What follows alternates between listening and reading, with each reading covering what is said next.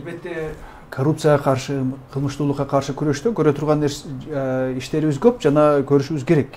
Анткени бул чындыгында бул башталып эле жаткан жери.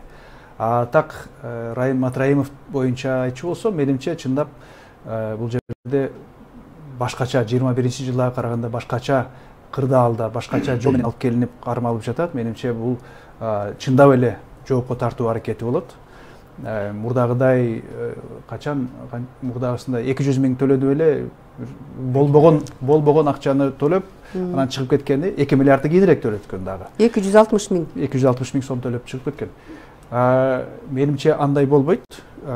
Ага ошол ал кездеги кырдаалды салыштырчу болсок, ал жерде негизинен ошол эл арасындагы талап, жанагы Матраимовду камайбыз дегенсиңер, ушунчалык фактылар бар деп кечке сөз болгондо бир ошондой ыкма болгон. Азыркы кезде менимче кырдаал башка. Чындыгында Райым Матраимов бул саясий жагынан дагы өтө чоң мааниге ээ болуп, мүмкүн кайсы бир деңгээлде жалгыз калган бир масштабтуу күчтүү коркунуч болуп калды. Стабилдүүлүккө дагы, анын ресурстары өтө көп. Мындай кырдаалда менимче албетте бул шоу спектакль болушу мүмкүн эмес. Буга чындыгында ал ишке алынды деген